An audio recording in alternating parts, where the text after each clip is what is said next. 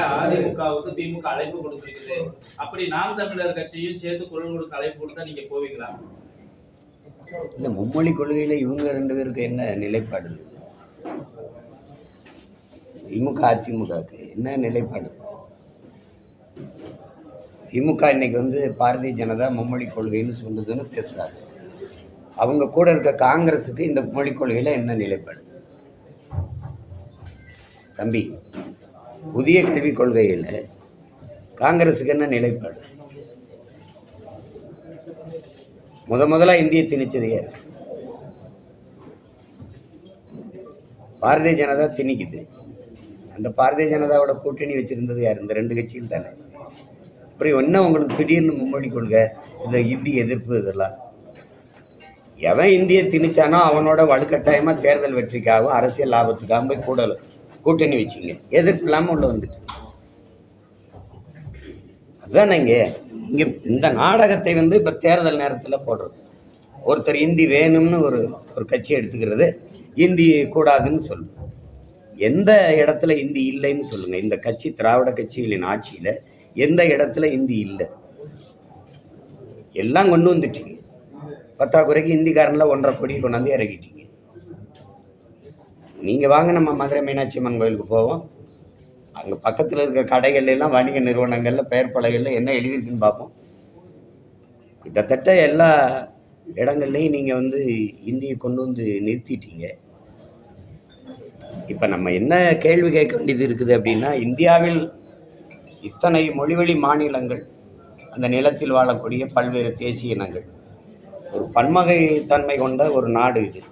இந்த நாட்டினுடைய தனிச்சிறப்பே உலக நாடுகளின் பார்வையில் பல மொழி பேசக்கூடிய, பல கலை இலக்கிய பண்பாட்டு வாழ்வியல் முறையை கொண்ட இனங்கள் ஒரே நாட்டுக்குள் ஒற்றுமையாக வாழ்கிறார்கள் என்பதுதான் இந்த நாட்டுக்கு இருக்கிற தனிச்சிறப்பே, பெருமையே, அழகே. அதுதான். அதை சிதைக்கிறதுக்கான வேலையை தான் இந்த ஆட்சியாளர்கள் தொடர்ந்து செய்கிறார். அதாவது இதை எதிர்த்து பேசுகிற நம்மை தேச துரோக குற்றம்பாங்க. உண்மையிலே தேச துரோகம் செய்கிறது, நாட்டை பிரித்தால துண்டாட துடிப்பது இவர்கள் தான். நீங்கள் அவரவர் வீட்டில் அவரவர் வாழ்வது அதான் நீங்கள். அதுக்குத்தான் தனித்தனி மாநிலங்கள். இப்போ நாம் என்ன கேட்குறோம்? இந்தியை நாங்கள் கட்டாயம் படித்தாகணும், 3வது மொழி ஒன்று இருக்கணும்னா மொழி வழியே மாநிலங்கள் பிரிக்கப்பட்டதற்கான தேவை, அதற்கான அவசியம், அதற்கான காரணம் என்னன்னு யார் விளக்குவார்? மொழி வழியாக மாநிலங்கள் பிரிக்கப்பட்டதுக்குள்ள அதுக்கான காரணம் என்னவா இருக்கும்? அதுக்கான தேவை என்னவா இருந்தது?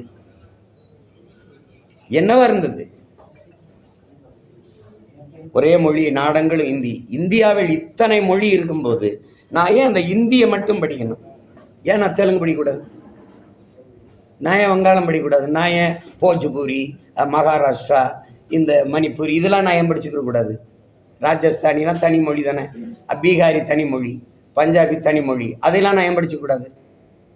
நான் ஏன் கன்னடம், இந்த மலையாளம் கற்றுக்க கூடாது? அது ஏன் உங்களுக்கு? அதில் என்னது? இந்த இந்தியை மட்டும் சொல்றதுக்கு காரணம் என்ன? ஏன் உங்க மொழி எப்படி உங்களுக்கு உயர்வா இருக்கோ அது மாதிரி தானே எனக்கு என் மொழி. அப்போ நீ அதை ஏன் படிச்சுக்கிறன்னு சொல்லலை. நீ ஓ மொழியை மட்டும் இந்தி படிக்கணுங்கிறதுக்கான தனி காரணம் என்ன? அதுக்கு என்ன? அதுக்கு சிறப்பு காரணம் என்ன? இந்த மும்மொழி கொள்கையில ஏன் எம்மொழி தமிழ் இல்லை? ஏன் கன்னடம் இல்லை? ஏன் தெலுங்கு இல்லை? இந்த கேள்விக்கு பதில் இருக்கா இல்லையா? யாரு இந்த நாட்டின் இறையாண்மையை, ஒருமைப்பாட்டை சிதைப்பதற்கு வேலை செய்யறதுன்னு மட்டும் நீங்க அறிவார்ந்த பெருமக்கள் ஆழ்ந்து சிந்திக்கணும். இது பல மொழி பேசக்கூடிய இன மக்கள் இணைந்து வாழக்கூடிய ஒரு ஐக்கியம், ஒரு ஒன்றியம். அதை ஒரே மொழியை நீங்க வச்சு அதுல கொண்டு வர்றதுங்கிறது இந்த நாட்டை கூறு போட துண்டாட துடிக்கிற வேலை. அந்த முதல்ல அதை விடணும். இங்க யார் இந்தி கற்கலன்னு அவசியப்படும் போது விரும்பினால் கற்கிறார். நம்ம பிள்ளைகள் அதிகப்படியா பிரெஞ்சு கற்றுக்கிறாங்க, வெளிநாடுகளுக்கு ஆங்கிலம் படிக்கிறாங்க. இங்க இருக்கிற ஆபத்தே ஆங்கிலம் பயிற்று மொழியானதுல தான் பேராபத்தா வந்துட்டு. அந்நிய மொழி ஆங்கிலத்தை ஏற்றுக்கொள்ளக்கூடிய நீங்க ஏன் இந்திய மொழி இந்தியை எதுக்குறீங்க? ஆங்கிலத்தை ஏற்றுக்கொள்றதுன்னு இல்லை. நீங்க இந்திய மொழி இந்தின்னு உங்களுக்கு எந்த பைத்தியக்காரன் சொல்லி கொடுத்தது? எந்த பைத்தியக்காரன் உங்களுக்கு சொன்னது இந்தி மொழி இந்திய மொழி? யார் சொன்னது? இந்த நாட்டின் பிரதம அமைச்சர் சொல்றார், இந்த நாட்டின் பிரதம அமைச்சர் இருக்கார்ல, நாங்கள் சொல்ற கருத்தை உலக நாடுகள்லாம் சொல்லி வர்றார். உலக மொழிகளின் முதன்மொழி தொன்மையான மொழி தமிழ் எங்க நாட்டில் இருப்பது பெருமைங்கிறது. இந்திய மொழிகளின் தொன்மையை தமிழிலிருந்து நீங்கள் அறியலாம்ங்கிறார். அந்த மொழிக்கு நீங்க கொடுத்த முன்னுரிமை என்ன? இந்தியாவின் முதன்மொழி தொன்மையான மொழி இந்தின்னு பேசுறது எவ்வளவு வரலாற்று மொழியல் மொழி வரலாறு மொழி புரிதல் இல்லாம ஆய்வு தெரியாம பேசுற ஒரு ஒரு ஒரு ஒரு பதில் அது, ஒரு செய்தி அது. எப்படி நீங்க பதிவு பண்றீங்க? இந்திய மொழி இந்தின்னு உங்களுக்கு எந்த சாசனத்தில் இருக்கு? யார் சொல்லி கொடுத்தது உங்களுக்கு? அதிகபட்சமா எத்தனை மாநிலங்கள்ல இந்தி தாய்மொழியா இருக்கு? மகாராஷ்டிரால என்ன மொழி? பீகார்ல என்ன மொழி? ராஜஸ்தான்ல இந்தி போல இருக்கும் இந்தியா. அது இது தேவையற்றது. இந்திய மொழி இந்தின்ற கற்பிதமே ஆபத்தானது, ஆபத்தானது.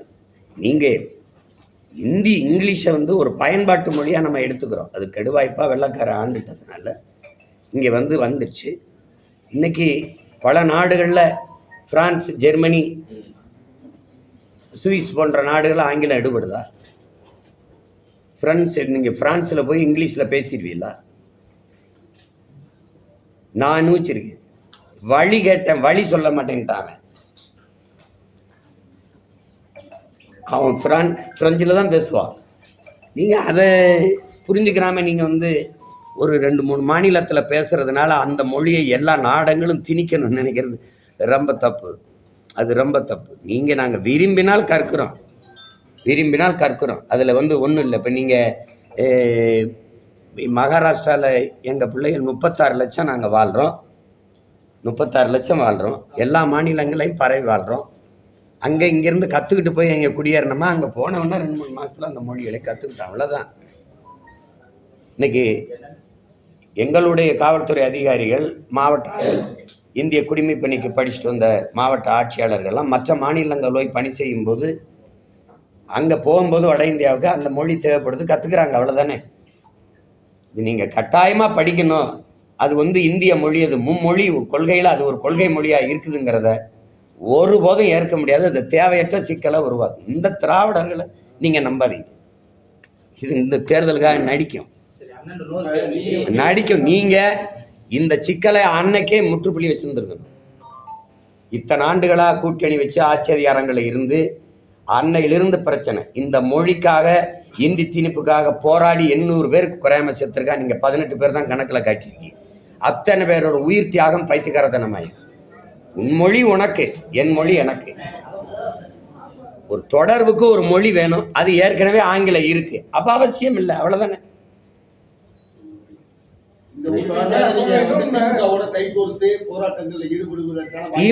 திமுக தனித்து நின்று நான் இந்தி திணிப்புக்கு எதிராக பேரணி நடத்தினேன்.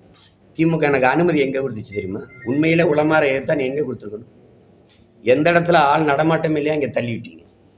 உளமாற இந்தியை திமுக எதிர்க்குதுன்னா நீ இதுக்கு சவுகார்பேட்டையில இந்தியில பேசி வாக்கேட்டீங்க.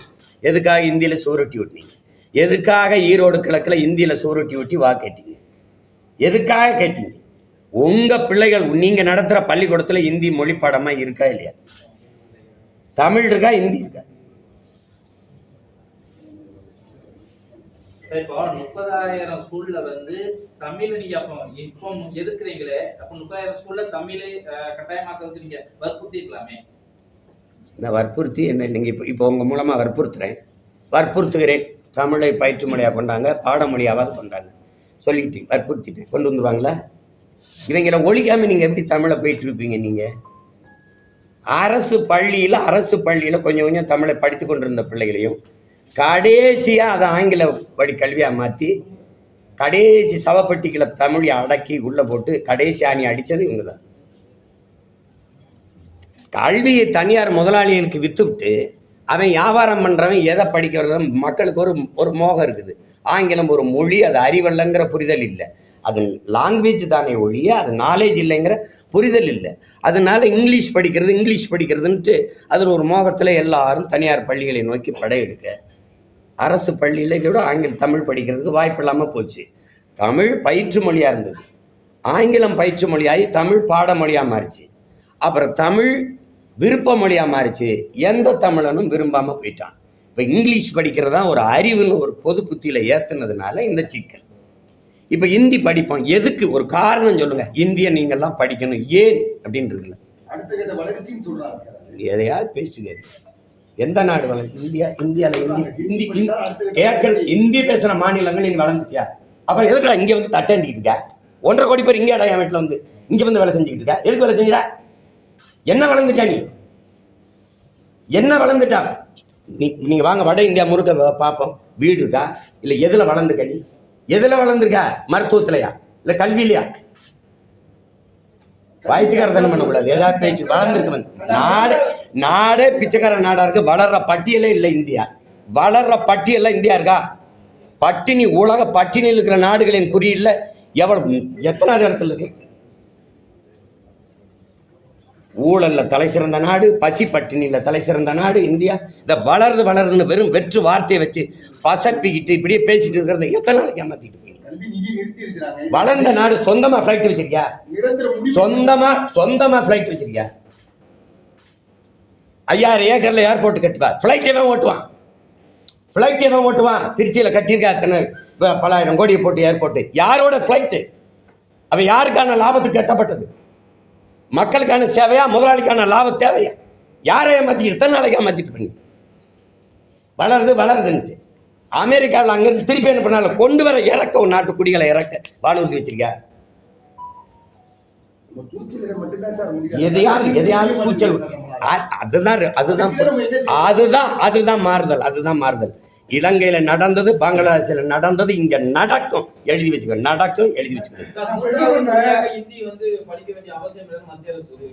மூன்றாவது மொழியா ஹிந்தி படிக்கணும். ஹிந்தி தான் படிக்கணும்னு அவசியம் இல்லைன்னு சொல்லி ஏதாவது ஒரு மொழி கத்துக்கிறத நாங்க கத்துக்கணும். நீ ஒன்னும் அறிவுறுத்த தேவையில்லை, சொல்ல முடியல. நாங்க கத்துக்கிட்டு தானே இருக்கோம். ஏதாவது ஒரு மொழி கத்துக்குன்னு அதுல இல்லையே. தெலுங்கு இருக்கு, மலையாளம் இருக்கு அப்படின்னு சொல்றாங்க. ஆப்ஷனலா தான் சொல்றாங்க. ஹிந்தி கட்டாயமா படிக்கணும்னு சொல்லி சொல்றாங்க. ஏதாவது ஒரு லாங்குவேஜ் அப்படி சொல்லி சொல்றாங்க. யார்? அவங்க தானே. இந்தியை விரும்பாத மாநிலங்கள் அவங்களை ஏற்கிற வரை இந்தி திணிக்கப்பட மாட்டாதுன்னு சொன்னது இவங்க தான். அதை நீங்க சொல்ல வேண்டியதில்லை தம்பி. நாங்களே கத்துக்குவோமே, எங்களுக்கு தேவைன்னா கத்துக்குவோமே. ஏதாவது ஒரு மாநிலத்தை சண்டை போட்டா ஏதாவது ஒரு மொழி அப்படின்பீங்க. அப்புறம் இன்னொன்று, மதவாதத்துக்கு எதிர்த்து தான் கட்சி ஆரம்பிச்சிருக்கீங்க. வெச்சராஜாவை வந்து அறிகிறவங்களும் சொல்றீங்களா? அப்புறமா வந்து தமிழரசி வந்து உங்க டீம் பார்ட்னர் சொல்லிருக்காங்க. நீங்க மறுபடியும் சொல்லி தமிழரசன் கொள்கை பரப்பு அறிக்கை விட்டுருக்காங்க. எப்படி பாருங்க? யாரு? அதுதான் நீங்க முழுமையா கேட்கணும், ஏதாவது சொல்லணும். இப்ப நாம என்ன கேட்கிறோம்னா, பிரசாந்த் கிஷோர் பாண்டேயை ஏன் கொண்டு வர? நீ ஆரிய எதிர்ப்பு, பிராமண எதிர்ப்பு, தம்பி என்ன கேளுங்க. நீங்க தான் கேள்வி எழுப்புனீங்க. எதிர்ப்பு உள்ளவர். இந்த பாண்டேங்கிறவர் பீகாரிய பிராமணன். நீ திராவிட அரிய நிலவுக்கரவே அவன் வந்து தான் உனக்கு வியூகம் வகுத்து தர வேண்டியது இருக்கு. எதுக்கு அவனை கூட்டி வர? அப்ப நான் என்ன கேட்கிறேன், உனக்கு பீகார் பிராமணன் பாண்டே தான் வேணும்னா இங்கேயே பிறந்து வளர்ந்த ஒரு பாண்டே இருக்கான் என் தம்பி, அவனை பயன்படுத்த என்ன?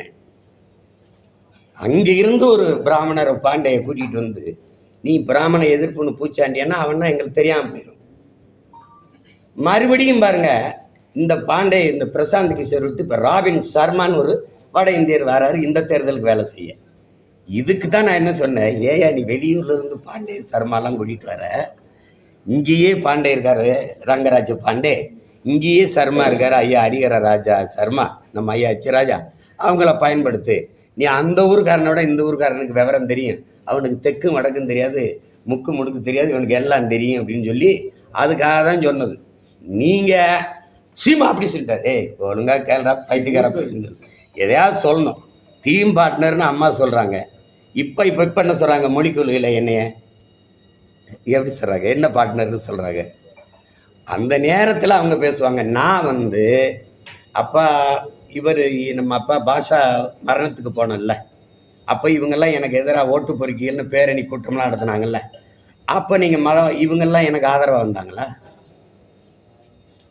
பெரியார் கோட்பாடுகளை எதிர்த்து நான் பேசணுன்னு அவங்க நாங்கள் வந்து பெரியாரை நாங்களே எதிர்க்கிறோம், அவரும் எதிர்க்கிறாருன்றாங்க.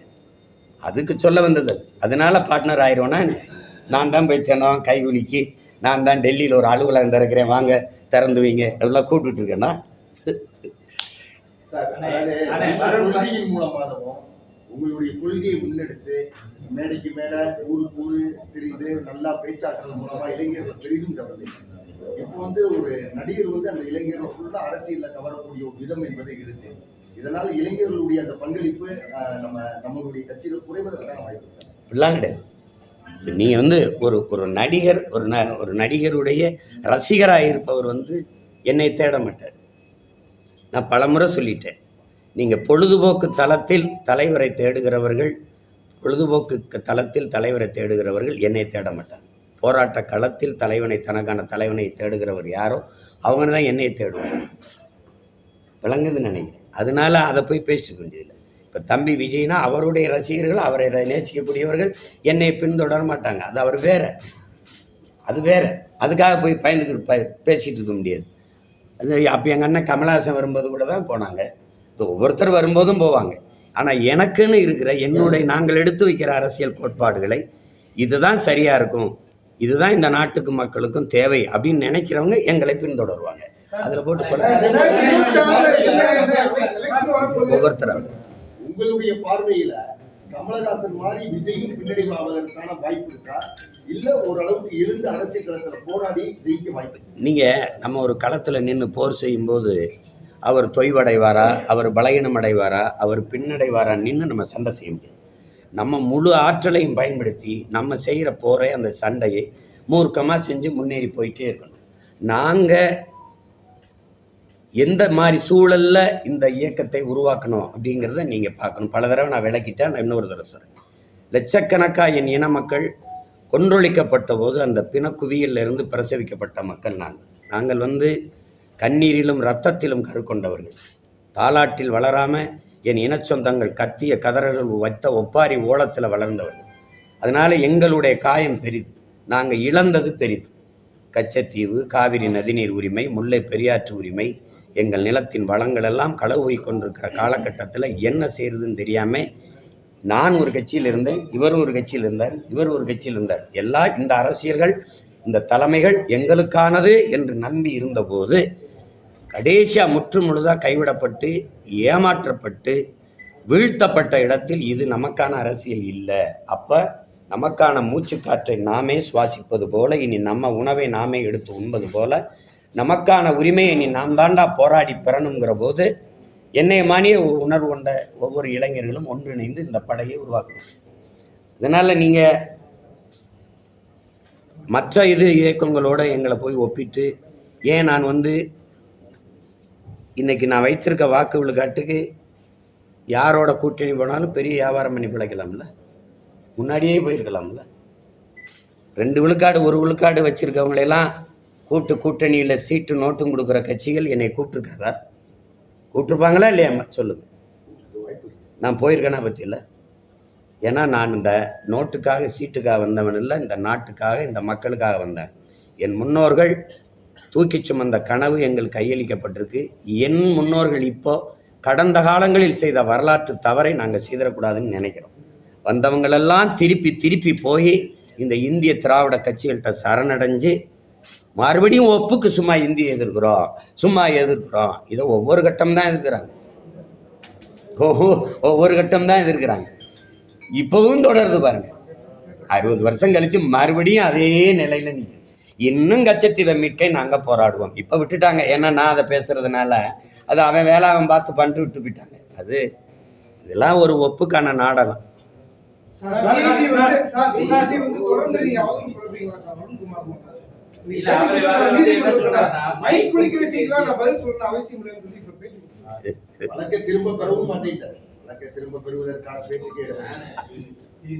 இதுவரை நல்ல கேள்வி கேட்டுட்டு இருந்தீங்க. அறிவுபூர்வமாக அதை கேட்கலுங்க, மக்களுக்கு தேவையான செய்தியை கேளுங்க. நிர்வாகிகள் வழங்கி வராங்க. இப்போ கூட வந்து மாநில பொறுப்பாளராக இருந்த தமிழர்கள் வந்து கடிதம் விலகிறதா கடிதம் கொடுத்திருக்காரு. அது தமிழ் தேசிய கருத்துக்களுக்கு முரணாக செயல்படுறீங்கன்னு சொல்லி அவருக்கு வேற கருத்து இருக்கலாம். அது சரி, அந்த அவர் கருத்தோட பொருத்தி போகிற இயக்கங்களில் போய் இணைஞ்சு இயங்கலாம். அது இருக்கிறது தான். சார் நீங்க இப்ப சொல்லும் பொழுது வந்து நாம இந்த கட்சி வந்து அப்படி உருவாக்கப்பட்ட கட்சி உங்கள்கிட்ட சேர்ந்து வரவங்க அப்படிதான் வந்திருக்காங்க. அப்புறம் ஏன் வந்து உங்களோட விலகி போறதுக்கான காரணம் நீங்க உங்கள்கிட்ட சிந்தனை செஞ்சு வராங்க? தன்முனைப்பு தான், தன்னை முன்னிறுத்திக்கிறதா. நான் தான் கட்சி, நான் தான் கட்சி. மதுரைனா நான் தான், ஈரோடுனா நான் தான், சேலம்னா நான் தான். அதாவது கட்சியில ஒரு கோட்பாடு இருக்கு. கட்சிக்காக நான், புரியுதுன்னு நினைக்கிறேன். கட்சிக்காக நான், கட்சியில் நான். அவன் தான் கட்சியில் இருக்க முடியுமே, கட்சியே நான் அப்படின்னு நினைக்கிறது கஷ்டம். அது கட்சியின் வளர்ச்சியை வந்து ஒரு நீண்ட இலக்கை நோக்கி பயணிக்கிற பயணத்திற்கு பெரிய இடையூறா, தடை கற்களா, ஆங்கிலத்தில் செக் போஸ்ட்னு சொல்லுமா, அது மாதிரி நின்றுக்கிறோம். அது கஷ்டம். அந்த மாதிரி இடங்கள்ல வந்து நம்ம வேற ஒரு வளர்ச்சிக்காக வேற ஒரு ஆட்களை எல்லாம் இணைக்கும் போது தேவையற்ற முரண்கள் வருது. அது இந்த நமக்கு அவங்க வேற ஒரு எதிர்பார்ப்போட விலக வேண்டியது வருது. அதை பற்றி ஒரு பெரிய பேரியக்கம் கவலைப்பட்டுக்கிட்டு இருக்க முடியாது. நீங்கள் வளர்கிற ஒரு இயக்கம் வந்து ஒரு மரத்தை வச்சு நீங்கள் ஒப்பிடலாம். பல முறை சொல்லிட்டேன். சில கிளைகளை, சில இலைகளை உதுத்து தான் தீரணும். இல்லைன்னா அடுத்த கிளை வராது, அடுத்த இலை துளிர்க்காது. அதை போய் பேசிட்டு முடியாது. கருத்து இல்ல சார். இப்ப என்னன்னா சீமான் அவர்கள் வந்து கருத்து வாங்க மாட்டாருன்னு ஒரு குற்றச்சாட்டு தொடர்ச்சியா இருக்கு. அது இருக்கா சார்? அவங்க கருத்து இருக்கா சார்? அவ்வளவுதான் தம்பி. அவங்க கருத்து என்ன, கருத்து என்னன்னு சொன்னாதானே கேட்கணும். கேட்க மறுக்கிறீங்கன்றதுதான் குற்றச்சாட்டா இருக்கு. உன் கருத்து என்னன்னு சொன்னாதானே கேட்க முடியும். அவதூறு இது ஒரு கட்சி.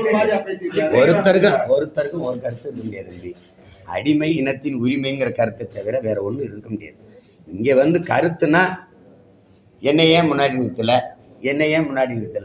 வெளிப்படையாக அவங்களுக்கு சொல்லணும்னா, இப்போ விலைக்கு போகிறோம்ல, சீமான் செத்ததுக்கு பிறகு கட்சி யாருக்கு இதை சொல்லணுமா? நான் இந்த பிரச்சனையில தான் எல்லாருக்கும் போட்டி பிரச்சனை. கட்சியில் என்னையை வளர விடலைங்கிறீங்க. கட்சி வளர்ந்தா தானே நீ வளருவ. கட்சிக்குள்ளே நீங்கள் தனியாக எப்படி வளருவீங்க? நீங்கள்லாம் சொல்லுங்களேன். கட்சிக்குள்ளே நீங்கள் என்னை வளர விடலை, யாரையும் வளர விடலைன்னா கட்சிக்குள்ளே எப்படி வளருவ? கட்சி வளர்ந்தா தானே நீ வளருவ. கட்சிக்குள்ளே நீ எப்படி வளருவ? உனக்கு ஒரு கூட்டத்தை சேர்ப்ப, அந்த கூட்டத்துக்குள்ளே நான் தான் காட்டுவேன். அதுதான் கட்சிக்குள்ளே தன்னை வளர்க்குறது. இப்போ இது கட்சியை வளர்க்குமா சிதைக்குமா? நான் நிற்கிற இடத்துல நின்று இந்த படையை நடத்தி பாருங்க, உங்களுக்கு தெரியும் தம்பி. கட்சியில் ஒரு கோட்பாடு இருக்கு. எதையும் ஜனநாயகபூர்வமாக முடிவெடுத்து சர்வாதிகாரமாக செயல்படுத்தணும். எதையும் அறிவுபூர்வமாக சிந்திச்சு உணர்வுபூர்வமாக செயலாக்கம் பண்ணணும். இல்லைன்னா அது வெளியே வந்தவர்கள் சர்வாதிகாரமா சீமான் செயல்படுகிறாரு. அது இல்லைன்னா நீங்க அது இல்லைன்னா வந்து நடத்தவே முடியாது. நீங்க நடத்தி பாருங்க. இல்லை நீங்க நடத்தி பாருங்க. இல்லை நேரில் இருந்தோ, தாத்தா காமராஜ் இருந்தோ, பேரறிஞர் அண்ணால இருந்தோ, ஐயா கருணாநிதியில் இருந்தோ, எல்லாம் அப்படின்னு நான் அண்ணன் வைகோ மாதிரி ஆளுங்களெல்லாம் ஏன் வெளியே தரணும்? ஒரு கட்சிங்கிறது சர்வாதிகாரம்ங்கிற சொல்லையும் நீங்க கொடுங்கொன்மையும் குழப்பிக்க கூடாது. சர்வாதிகாரம்ங்கிற ஒரு நேர்மையாளன் சர்வாதிகாரியாகத்தான் இருந்தே ஆக முடியும்னு ஐயா இறையன்பு எழுதுனது இருக்கு. ஜனநாயகபூர்வமா முடிவெடுக்கணும், சர்வாதிகாரமா தான் செயல்படுத்தணும். அங்கேயும் போய் ஜனநாயகம் செஞ்சா செய்யுங்க தம்பி, செஞ்சா செய்யுங்க, செய்யலைன்னா போங்கன்னா, படிச்சா படிங்க, படிக்கலைன்னா போங்கன்னா நல்ல மாணவர்களை நீங்க உருவாக்க முடியாது.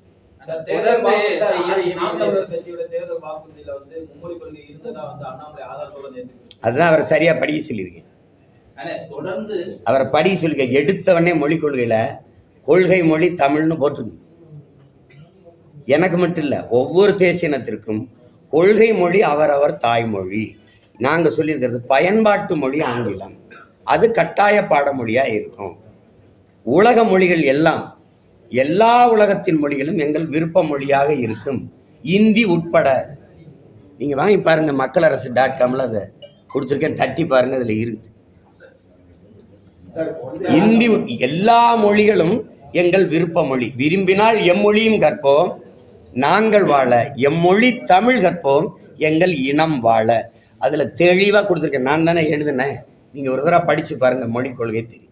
வட மாநிலத்துக்கு போனா ஹிந்தி தெரியலன்னா வந்து சாப்பிட முடியாது, பஸ்ல பயணிக்க கூட முடியாதுன்னு சொல்லி இங்க ஹிந்தி தெரிஞ்சுக்கிட்டு வரானா அவன் எப்படி எங்க ஊர்ல சோறு திங்கிறானா வேற எதுவும் திங்கிறானா? நீங்க சோறு திங்கிறது கக்கூஸ் போறதுக்கெல்லாம் ஒரு மொழியை கத்துக்கிற சொல்றீங்க. அவர் சொல்றாரு, இதை விட்டு வெளியில போனா கக்கூஸ் போக முடியாதுன்னு. அப்ப ஹிந்தி கத்துக்கிறது கக்கூஸ் போகத்தான். இந்தியின் தேவை கக்கூஸ் போறதுக்கு தானே தம்பி ஹிந்தி கத்துக்கிறது. என்ன தம்பி நீங்க விளையாட்டு பண்ணிட்டு இருக்கீங்க? தேவைன்னா கற்றுக்க போகிறோம். வட மாநிலத்தில் போய் வாழணும்னு என்ன, ஏய் நீ தாப்பா அங்கேருந்து வண்டியாக இறக்கி விடுற, தொடர் வண்டியில் நிற்க முடியாத அளவுக்கு இறங்கி வந்து ஒரு நாளைக்கு 3000 4000 ஏன் மண்ணில் இறங்கிட்டு இருக்கானா, நான் போய் அங்கே இறங்கிட்டு இருக்கேன். சொல்லுங்கள், நீங்கள் சொல்லுங்கள். இல்லை அவன் தமிழ் கற்றுக்கிட்டு தான் வரானா? தம்பி, நாங்கள் வட இந்தியாவில் ஹிந்தி கற்றுக்காமல் போனால் சோறு திங்க முடியாது, கழிவறை போக முடியாது, ஒன்றும் பண்ண முடியாது. சில பேர் சொல்கிறாங்க ஹிந்தி கற்றுக்கலைன்னா பானிபூரி கூட வாங்கி திங்க முடியாது. அப்படி என்ன அந்த பூரியை வாங்கி திங்க வேண்டியிருக்கு? என்ன நீ வந்து எங்கள் ஊரில் சோறு தின்றுவ, வேலை பார்த்துருவ தமிழ் படிக்காமல், ஆனால் நான் வந்து ஹிந்தி படிக்காமல் ஒரு வர முடியாது. இது தமிழ் மேல விருப்பம் இல்லை சார். தமிழை பழகிறான் சார், தமிழை நல்லா பேச ஆரம்பிச்சிடலாம் சார். நம்ம ஹிந்தி பழக மாட்டோம் சார், ஹிந்தி பேச மாட்டோம் சார். நீங்க வேற எதையாவது நீங்க எதாவது பேச்சுக்கிறது எங்க ஊர் வாங்க, என் கூட வாங்க.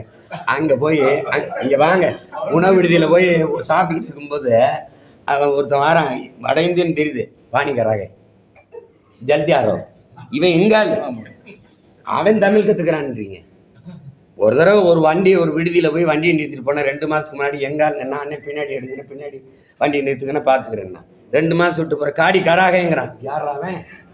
அவன் அங்கிருந்த எங்கால காண வேற ஒருத்தர் காடி கராக நிறுத்திக்கான்.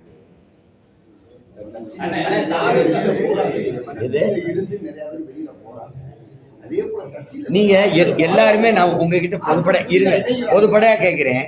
கட்சியை நடத்துறது நான், கட்சியிலிருந்து போறத பத்தி கவலைப்படாம இருக்கிறது நான். நீங்க எல்லாம் இவ்வளவு கவலைப்படுறீங்களே கட்சியை,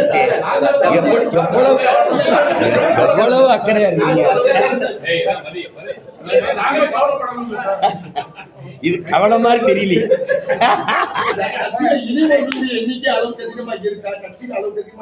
ஒரு நாள் உறுப்பினர் சேர்க்கை முகாம் போட்டோம். பெரிய விளம்பரம் செய்யல, ஒன்றும் செய்யல. 10,500 பேர் நேரடியாக சேர்ந்தாங்க. வலைத்தளத்தில் ஒரு 10,000 பேர் சேர்ந்தாங்க ஒரு நாளில். சேராமையா நீங்கள் இவ்வளோ பெரிய வளர்ச்சியை தொடரும்? நீங்கள் சேராம நீங்கள் கள்ள ஓட்டு போட்டீங்க, ஓட்டுக்கு காசு கொடுத்தீங்க, எல்லாம் பண்ணீங்க. நான் கட்டுத்தொகை வாங்கக்கூடாதுன்னு முடிவெடுத்துட்டீங்க.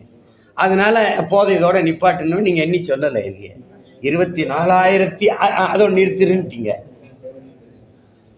வளராமையா நீங்கள் வந்து கட்சி இந்த கேடர் இல்லைன்னா இன்னொரு 10 பேர் வருவான், அவன் இல்லைன்னா இன்னொருத்தன் வருவான். அதுக்காக பார்த்துட்டு இருக்க முடியாது. நான் குட்டையிலையோ குளத்துலையோ வலைய வீசிட்டுல, பெருங்கடல், தமிழ் தேச பெருங்கடல் இருக்குல்ல, தமிழ் பேரின பெருங்கடல்ல வலை வீசுகிறேன். நான் மக்கள்கிட்ட முன்னாடி நின்று என் மக்களை, என் கருத்தை சொல்லி என் மக்களை என் பக்கம் வென்று கொண்டு வரேன். நான் மண்ணை வெல்வதற்கு முன்பு மக்களின் மனத்தை வெல்லணுங்கிற கொள்கையை கொண்டவன். அதனால அந்த வேலையை செய்கிறேன். இவங்க போறாங்கன்னா சிலருக்கு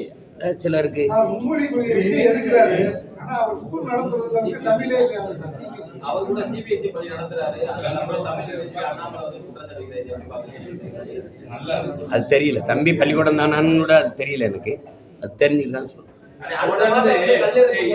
தொடர்ந்து உங்களை அந்த வருண ஐபிஎஸ் தொடர்ந்து சீண்டிக்கிட்டே இருக்காரு. அதுக்கு என்னதான் பதிலடி கொடுக்கணும்? அவருக்கு என்ன பதிலடி கொடுக்கணும்? அவர் என்னை சீன்றதுனால தான் அவர் அந்த இடத்துல இருக்காரு. மைக்கு புலிகேசின்னு ஒரு தேவையில்லாத ஒரு வார்த்தையெல்லாம் போட்டுருக்காரு. அது ஒரு முக்கிய வார்த்தையா? நீங்க என்கிட்ட கேட்குறீங்க, ஒரு பொறுப்புள்ள காவல்துறை அதிகாரியின் வேலையா? திமுகவின் மாவட்ட செயலாளர்கள்லாம் கூட ஒழுங்கா இருக்கும்போது நீ இதையே ஏன் பேச்சுக்கான்னு நீங்க கேட்கணும். நான் ஏதாவது பேசுனா நீங்க அப்படி பேசுறாரு இப்படி பேசுறாருன்றீங்க. தேவையில்லாத ஒரு போலீஸ் அதிகாரி அந்த வேலையை தான் பார்க்கணுமே ஒழிய ஒரு கட்சிக்காரன் மாதிரி திருப்பி சீண்டிக்கிட்டு இருந்தா அப்போ வெறி வருமா வராதா? நீங்களே பாருங்க. நீங்க அவரை தானே போய் கேட்கணும். உன் வேலை என்னையா அதை பாரியா? இத்தனை காவல்துறை அதிகாரிகள் இருக்கும்போது, இவ்வளவு ஐபிஎஸ் அதிகாரிகள் இருக்கும்போது இவர் மட்டும் இந்த வேலையை தொடர்ச்சியா செஞ்சுக்கிட்டு இருக்காரு. அதை நீங்க கேட்க மாட்டேங்கிறீங்களே, என்னையே கேட்டுக்கிட்டு இருக்கீங்க. நான் உங்க முன்னாடி உட்காந்து பதில் சொல்றதுனாலயா? அவரை கேளுங்க, என்னையா பழக்கம், என்னையா அப்படி பண்ணிட்டு இருக்காங்கன்னு. உயர் காவல்துறை அதிகாரிகள் நடவடிக்கை எடுக்கணும். ஆட்சி அதிகாரத்திற்குங்க கேட்கணும். அவங்க தான் அனுமதிக்கிறாங்க, பேச சொல்றாங்க, அவரை திருப்பி இழுத்து விடுறாங்க. அதுக்கு தான் அவருக்கு பதவி உயர்வு கொடுக்குறாங்க, அவர் அதே இடத்துல இருக்க வைக்கிறாங்க. அவர் ஒரு அரசாங்கம் நடத்துவார். நீங்கள் எங்கே வழக்கு போடுங்க எங்கள் கட்சிக்காரர் மேலே, அங்கே இருக்கிற ஒருத்தரை சொல்லி அங்கே ஒரு வழக்கு போட சொல்லி தூக்கிட்டு போயிடுவாப்புல. போனவொடனே செல்ஃபோனை பறிச்சிருவாப்புல. அவருக்கு வேலையே செல்ஃபோன் திருடுறது தான். அப்புறம் அதுக்குள்ளே இருக்கிற அந்த குரல் பதிவுகளை திருடுறது தான். நீங்கள் இந்த பத்திரிகையாளர்கள்லாம் அந்த அண்ணா பல்கலைக்கழக தங்கச்சி அந்த பாலியல் வன்கொடுமையில் வந்து அந்த இதுக்காக அந்த பத்திரிகையாளர்கள் அலைபேசியை வாங்கினவுடனே நீங்கள் அவ்வளோ கோவப்பட்டீங்களே. இதுவரை 14 அலைபேசியை எங்கள் பிள்ளைகளோட அலைபேசியை எடுத்து வாங்கியிருக்கோம். அப்போல்லாம் நீங்கள் கோவப்பட்டிருந்தீங்கன்னா நியாயமா? அதுக்கே ஒரு தீர்வு வந்திருக்கும்ல. அது உங்களுக்கு பாதிப்பு வந்தால் மட்டும் நீங்கள் கோவப்படுறீங்க. அது ஒன்றும் பண்ண முடியாது. உங்களுக்கு எல்லாருக்குமே நான் ஒரு வெறுப்பு இருக்குது. அது என்ன அவனை திட்டலாம், அவன் கட்சியிலேருந்து போகலாம். இப்போ எத்தனை கட்சியிலேருந்து என் கட்சியிலேருந்து சேர்றாங்க அதையெல்லாம் நான் சொல்லிட்டு இருக்கேன்னா சொல்லுங்கள். திமுகலேருந்து என் கட்சியில் சேர்ற ஆளுகளை காட்டணுமா? அதுக்கு விழா வச்சு சொல்லணுமா? உங்களை மாதிரி நான் அது இந்த மாதிரி விளம்பரம் பண்ணிட்டு தெரியணுமான்னு சொல்லுங்கள். இது அவ்வளவு கேவலமாக இருக்குது. நாங்கள் எங்கள் கட்சியாகவே இல்லை, ஆனால் கட்சியிலேருந்து வர ஆட்கள் அவர்களுக்கு இனிப்பாக இருக்குது. ஐயோ 3000 பேர் 24 நானே பார்க்குறேன், இவ்வளோ பேர் இருந்தானடா கட்சியில், திடீர்னு 3000 4000 பேர்.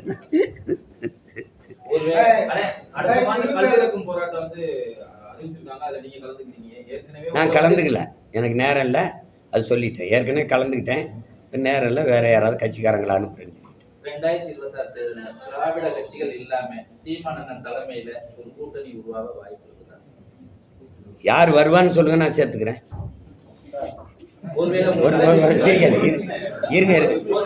யார் அதாவது இங்க பாருங்க, யார் வருவா எப்படின்னா, இங்க அரசியல் எப்படி கட்டமைக்கப்பட்டிருக்குன்னா, காசு கொடுக்காம வாக்கு வாங்க முடியாது, பணம் இல்லாம அரசியல் செய்ய முடியாது, அப்போ ஓட்டு காசு கொடுத்தா பெற முடியுங்கிற பெரிய கட்சிகளே அதை உருவாக்கி வச்சுட்டதுனால எங்கூட வந்தால் எனக்கு அவங்களுக்கு கொடுக்கவும் காசு இல்லை, வாக்கு கொடுக்கவும் காசு இல்லை. அப்படிங்கும்போது இப்போ நான் 36 லட்சம் வச்சுருக்கேன் அப்படின்னா, இதை பல மடங்கு உயர்த்தி காட்டினா காசு கொடுக்காமலும் வாக்கை பெற்றுற முடியும், வென்ற முடியும், அரசியல் செய்ய முடியுங்கிற நிலையை நான் உருவாக்கணும்னா மற்ற கட்சிகளுக்கு நம்பிக்கை வரும், என் கூட வருவாங்க. இல்லைன்னா நீங்கள் என்ன பண்ணுவாங்கன்னா, அது எதுக்கு நம்ம கட்சியை காப்பாற்றணும், இப்போ நம்ம ஜெயிக்கிற பக்கம் இருக்கணும், அப்படிதான் எல்லாரும் நினைப்போம். வந்தா கூட்டிட்டு வாங்க, நம்ம கட்டி தெளிவை அரவணைச்சு சேர்த்துக்கலாம். ஒரு கட்சி அமல்படுத்த முடியாது, பேசிட்டே இருக்க முடியுமா? என் மேலே நீங்கள் இவ்வளவுலாம் அக்கறை வச்சிருப்பீங்கன்னு நான் நினைக்கல. உங்கள் பேரன்புக்கு நன்றி. அதிகாரத்துக்கு போன கட்சிகள் செய்த ஒரு நன்மை சொல். நீங்க போய் நன்மை செய்யுங்க, நான் சொல்றேன். நான் போறேன். யார் இப்போ நபிகளார்கிட்ட கேட்குறாங்க, நீங்கள் இந்த தீமை எப்படி ஒழிப்பீங்க நபிகள் நாயகம் அவர்களேன்? நான் நன்மையை வச்சு தான் ஒழிப்பேன்ற. நான் அதிகாரத்துக்கு போகிறதுக்கு என்ன செய்யணும்னு நீங்கள் சொல்லுங்கள். நீங்க எனக்கு ஒரு சகோதரனா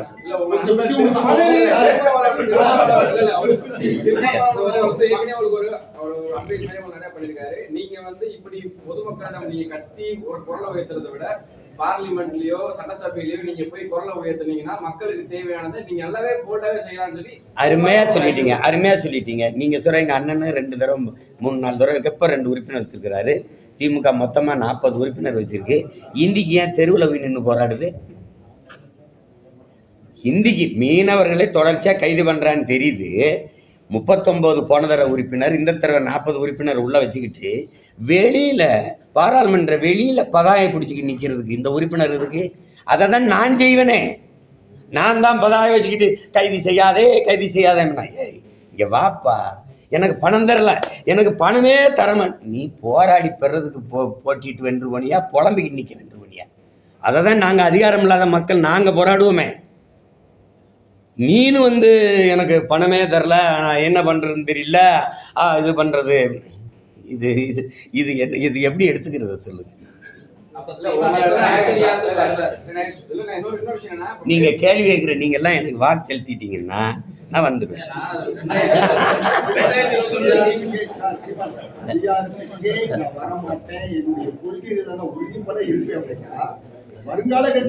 என்ன ஒரு கேள்வி அவருக்கு, அதிகாரத்துக்கே நான் வரமாட்டேன் அப்படிலாம் என்னையெல்லாம் எதிர்பார்ப்பு கல்வியடா. இங்க பாருங்க, அதிகாரத்துக்கு வரணும், அதிகாரத்துக்கு வர்றதுக்காக தான் இவ்வளவு வேலை செய்யணும். உங்களுக்கு புரியுது? ஏன்னா அதிகாரம் மிக வலிமையானதுன்னு அண்ணல் அம்பேத்கர் கோட்பாட்டை எடுத்துக்கிட்டவங்க நாங்கள். இப்போ இதில் என்னன்னா, எந்த வழியில் வருவதுன்னு இப்போ திமுகவோட அதிமுகவோட இந்த 2 கட்சிகள் தான் இங்கே இருக்குது, மாறி மாறி அதிகாரத்தில். இதில் எந்த வழியில் நான் வரணும்? நான் இப்படி போய் முதல்ல உங்கள் எல்லாத்தையும் கேட்குறேன், நான் ஒரு அங்கீகரிக்கப்பட்ட தனிச்சு நின்று அங்கீகரிக்கப்பட்ட கட்சியாக வந்திருக்கேனா இல்லையா? இதுவரைக்கும் தமிழக அரசியல் வரலாற்று நடந்திருக்கா? திராவிடம் பேசாம பெரியாரை பேசாம இங்க ஒன்றும் செய்ய முடியாது. நீங்க நான் ரெண்டையும் பேசாம அங்கீகரிக்கப்பட்ட கட்சியாக வந்திருக்கேன். ஒரு எளிய மகன் ஐயா விஜயகாந்த் வந்திருக்காருன்னா அவர் புகழ்பெற்ற திரைக்கலைஞர், அவருக்கு நாடங்களும் ரசிகர்கள் குவிந்து கிடந்தாங்க. அவர் படக்குன்னு தொண்டர்களாக்கி வந்துட்டார். எனக்கு நாம் ரசிகர்கள் எனக்கு யாருமே கிடையாது. ஒரு மகனா வந்து வந்து கத்தி கத்தி இந்த 8 ஆண்டு கால அரசியல் 8 ஆண்டு ஆயிடுச்சு சேர்த்து எனக்கு ஒரு சின்னமா இல்லை. ஒரு நேரம் ஒன்று கொடுப்பாங்க, ரெட்டை மெழுகுவர்த்தியும் கொடுப்பாங்க, அப்புறம் அது போய் சேரும் டபக்குன்னு எடுத்துக்கிட்டு. இந்த விவசாயம்லாம் எப்படி தெரியுங்களா? இது ஒன்றும் சரியில்லை, இதில் ஏதாவது இருக்குதா பாருங்க, தட்டி பாருங்கன்னொன்னே அதில் இந்த கரும்போட ஒரு விவசாயி இருந்து கண்ணா கிசான்னு ஒன்று கொடுத்தான். சரி இதை குடியான்னு வந்து நான் தான் அதை விவசாயின்னு ஆக்கி கொண்டு போனேன். 6 தேர்தலாக போட்டிக்கிட்டேன், இடைத்தேர்தல் மற்றது இல்லை. படக்குன்னு அதை எடுத்துக்கிட்டு விட்டு மைக்குன்னு ஒரு சின்னத்தை வந்து நான் வேட்பாளர் அறிவிக்கும் போது கூட எனக்கு சின்னம் கிடையாது, கடைசியாக கொடுத்தாங்க. அந்த மைக்குன்னு கொண்டு போனேன் ஒரு சின்னத்தை, அங்கீகரிக்கப்பட்ட சின்னம், கை, தாமரை, ரெட்டலை, உதயசூரியன் இதெல்லாம் வந்துடுது. எனக்கு 8வது பெட்டியில் இருக்குது என் மைக்கு. அதை மைக்கை தேடினா அதுக்குள்ள கீழே எனக்கிட்ட கொடுத்த மைக்கு இல்லை, கீழே 2 பித்தானை வச்சு அது சீப்பு மாதிரி ஆயிடுச்சு. அதை தேடி 36 லட்சம் பேர் வாக்கு செலுத்தி இந்த மகனை, எளிய மகனை, யாரும் பெரிய வேட்பாளர் இவர் ஐயா பொன்முடி மகன், இவர் ஐயா துரைமுருகன் மகன், இவர் இந்த மகன், அப்படிலாம் ஒன்றும் கிடையாது. சாதாரண பிள்ளைகளுக்கு வாக்கு செலுத்திருக்காங்கன்னா என் மக்கள் எவ்வளோ மகத்தானவர்கள்னு பாருங்க. அதனால இது அதிகாரத்துக்கு வரணும்னா எப்படி வரணும்னு இருக்கு. நீங்கள் முருங்கை மரம் இந்த மரத்தை தேடுறீங்க, நான் ஏன் ஆலமரம் அரச மரமாக இருக்கக்கூடாது? கொஞ்சம் மெதுவாக தான் வளர்றேனே, உங்களுக்கு என்ன பிரச்சனை? இருங்க. தம்பி தம்பி தம்பின்னு அழைத்த விஜய் உங்களை கூட்டணிக்கு அழைத்தா போய் கூட்டணியில 2026 நிக்க வாய்ப்பு இருக்கா? அதிகாரத்தை கைப்பற்றுறதுக்கு கூட்டணி அமைப்பீங்களா? என் மேல உங்களுக்கு அவ்வளவு கோபமும் அவ்வளவு வன்மை எதுக்கு வச்சிருக்கீங்க நீங்க? ஏங்க எதடி ஆட்சி அதிகாரத்தில் இருந்த பெரிய பெரிய தலைவர்கள் கூப்பிட்டே நான் போகல, எனக்கு சரி வராது. நான் எடுத்துக்கிட்டு போற அரசியலுக்கு சரி வராது. ஆனா இந்த திருக்குறள் மலை விவகாரம் கொஞ்சம் கொஞ்சமா அமைதி வரக்கூடிய வேலையில, அமைதியாகக்கூடிய வேலையில மறுபடியும் பிரச்சனைகள் ஆரம்பிச்சிருக்குது. எதுப்பா? நோட்டீஸ் கொடுக்கறது, நான் ஒற்றுமையா சொல்லி பல்வேறு அமைப்புகள் நோட்டீஸ் கொடுக்க போகிறது. பாஜக இந்த 3 நாளுக்கு முன்னாடி கூட எழுமுருகனோட மலை மேல போனது, இதெல்லாம் இல்லை, நம்ம வந்து நமக்கு நிறைய பிரச்சனைகள் இருக்குது. இதில் பல 100 ஆண்டுகளாக வழிபட்டு வந்த ஒரு வழிபாட்டு தலம் அது.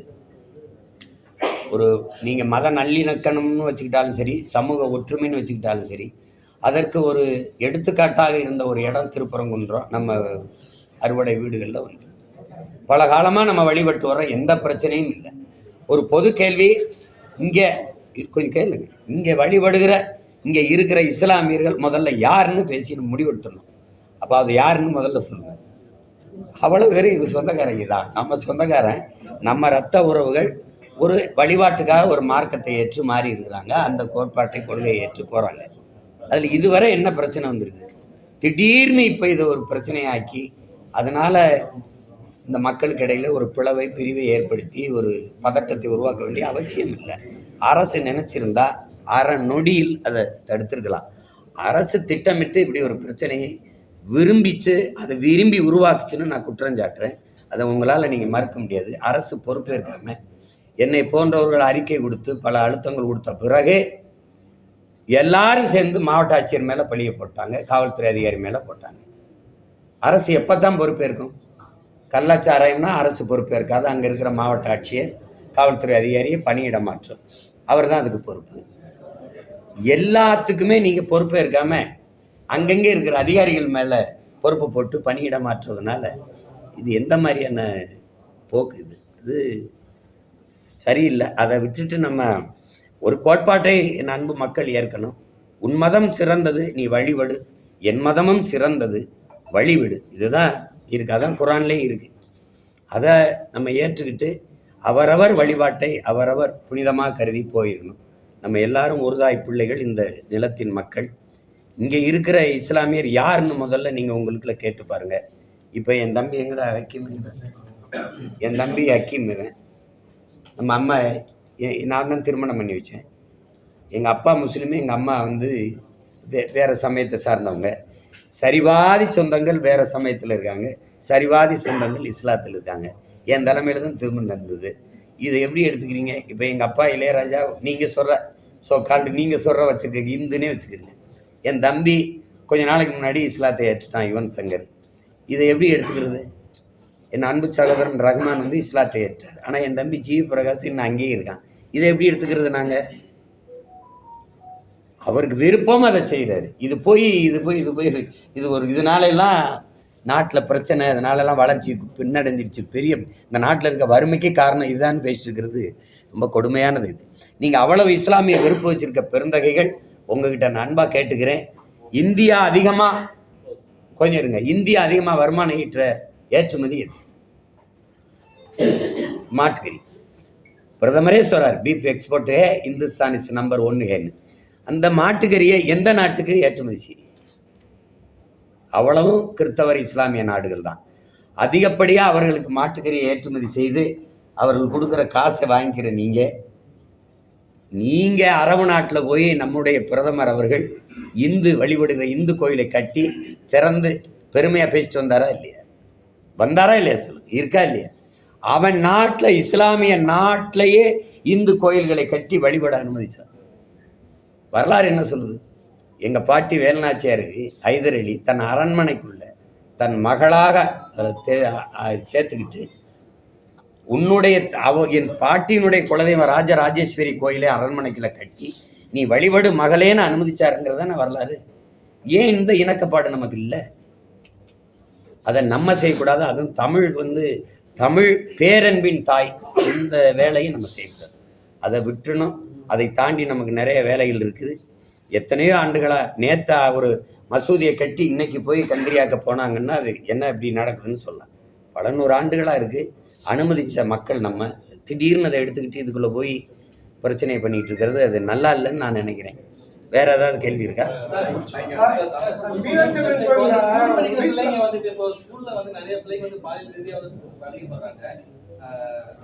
கல்வித்துறை அமைச்சர் வந்து பதவி விலகணும்னு சொல்லி அண்ணாமலை சொல்லியிருக்கிறாரு. இல்லை, இந்த கடந்த காலங்களில் இல்லாத ஒரு செய்தியாக இது அடிக்கடி வர்றதை நீங்கள் பார்க்குறீங்க. சில செய்திகள் வெளியில் வருது, பெரும்பாலான இந்த செய்திகள் மறைக்கப்படுது. அப்படியே வந்தாலும் உடனடியாக அதை திசை திருப்பி மூடி மறைக்கப்படுது. பள்ளிகளுக்கு கல்லூரிகளுக்கே நம்ம பிள்ளைகள் பாதுகாப்பாக சென்று படிக்க முடியல. அதுவும் பயிற்றுவிக்கிற ஆசிரியர் பெருமக்களாலேயே அந்த தொல்லை நிகழுது அப்படின்னா இது ரொம்ப பேராபத்தான கொடும்போக்கு. இதை தொடக்கத்திலே கண்டிக்கலைன்னா ரொம்ப கஷ்டமாயிடும். அது காரணம் உங்களுக்கு நிறைந்த போதை வந்துடுச்சு. இது வெறும் திரவம் அது மட்டும் இல்லாமல் இந்த கஞ்சாவின் கொக்கைன், இந்த ஸ்டாம்ப் வடிவத்தில் அஞ்சல் தலை வடிவத்தில் இருக்கிற மாத்திரைகள் இதெல்லாம் வந்துட்டது ஒரு காரணம். அதுபோக கல்வி அறிவையும் அறத்தையும் போதிக்கிற ஒழுக்கத்தையும் போதிக்கிறதுன்னு இல்லாமல் போதிக்கிற இடத்துலையே நமக்கு பெரும் பாதிக்கிற இடமா மாறிடுச்சு. அது அரசு கவனத்தில் எடுத்து செய்யணும். அது என்ன செய்வாங்கன்னு தெரியலையே. மீனாட்சி அம்மன் கோயில்கிட்ட ஒரு குலசாமி கோயில் கடை வச்சிருக்காரு வீட்டில். அவர் வீட்டில் அந்த வீடியோ வைரல் ஆயிருக்கு. அதை போய் போலீஸ் விசாரணை பண்ணிருக்காங்க. அவர் வீட்டில் வெட்டினது இதுக்கெல்லாம் போவாங்க.